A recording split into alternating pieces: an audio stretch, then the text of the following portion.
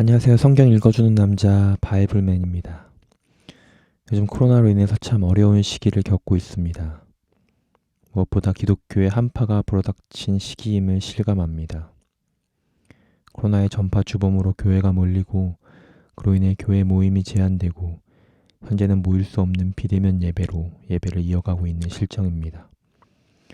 물론 코로나를 무시하고 대면 예배로 모여야 한다는 주장에는 저는 참석하는 입장은 아닙니다.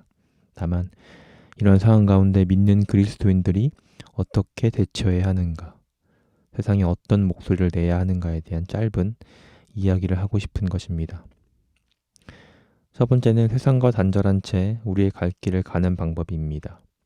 세상이 무엇을 말하든 우리는 하나님께 예배드리고 교회 모임을 제한한다 할지라도 무시하고 예배로 모이는 것입니다. 그렇다면 우리가 생각해 볼 문제는 이것이 바로 성경적인가 하는 것입니다. 예수님의 가르침은 절대로 세상과 단절된 삶을 말씀하시지 않으셨습니다. 세상의 위기가 되는 교회의 모습을 기뻐하지 않으신다는 것입니다. 예수님은 세상의 선한 영향력을 전파하시길 원하셨습니다. 그래서 12제자들을 양육하셨던 것입니다. 그분은 하나님이시기에 혼자 모든 것을 행하실 수 있었습니다. 그러나 예수님은 연약한 제자들을 사용하셨습니다. 이것이 바로 우리 그리스도인들이 주목해야 할 부분입니다. 왜 연약한 제자들을 사용하셨을까? 그것은 바로 우리들을 위해, 우리들 또한 하나님의 제자로서 하나님께 쓰임받기를 원하시는 하나님의 마음인 것입니다. 그렇다면 과연 이 시대 가운데 이 세대를 대하는 그리스도인들을 위한 하나님의 성경적인 방법은 무엇일까? 누가복음 11장 29절부터 32절 말씀을 메시지 번역으로 읽어보겠습니다. 무리가 점점 늘어나자 예수께서 화제를 바꾸셨다. 이 시대의 풍조가 다 잘못되었다. 사람마다 증거를 찾고 있으나 엉뚱한 증거를 찾고 있다. 너희는 너희 호기심을 만족시켜주고 기적에 대한 너의 욕망을 채워줄 무언가를 찾고 있다. 그러나 너희가 얻게 될 유일한 증거는 요나가 니느웨 사람들에게 준 증거뿐이다. 그것은 전혀 증거처럼 보이지 않는다. 인자와 이 시대는 요나와 니느웨 같다. 심판날에 니느웨 사람들이 일어나 이 세대를 정죄할 증거를 내놓을 것이다. 요나가 설교할 때 그들이 자신들의 삶을 고쳤기 때문이다. 요나보다 더 큰 설교자가 여기 있는데도 너희는 증거를 따지고 있다. 심판날에 시바 여왕이 앞에 나와서 이 세대를 정죄할 증거를 제시할 것이다. 여왕이 지혜로운 솔로몬의 말을 들으려고 먼 땅 끝에서부터 찾아왔기 때문이다. 솔로몬의 지혜보다 더 큰 지혜가 바로 너희 앞에 있는데도 너희는 증거 온운하며 억지를 부리고 있다. 이 말씀에서 주목해봐야 할 문구는 바로 요나가 설교할 때 그들이 자신들의 삶을 고쳤기 때문이다. 이 말씀입니다.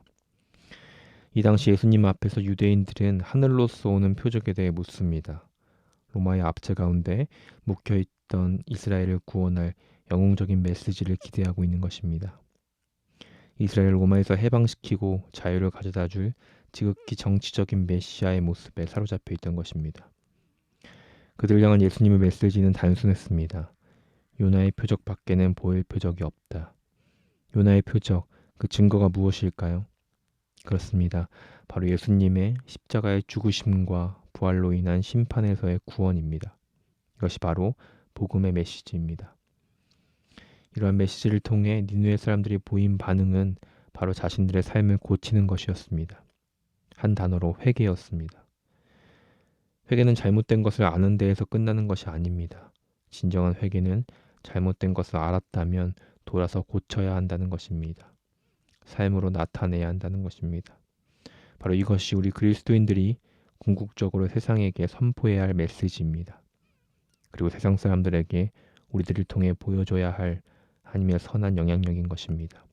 현재 그리스도인 우리들의 삶의 방향은 어떻습니까?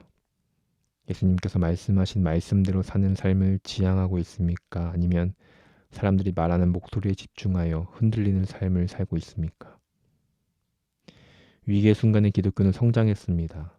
바로 지금 이 위기의 시기에 우리 그리스도인들이 믿지 않는 세상 사람들에게 삶으로 보여줘야 할 때입니다.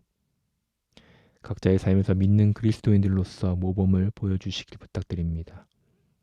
각자의 삶의 자리에서 예수님의 제자가 되는 삶을 사시기를 바랍니다.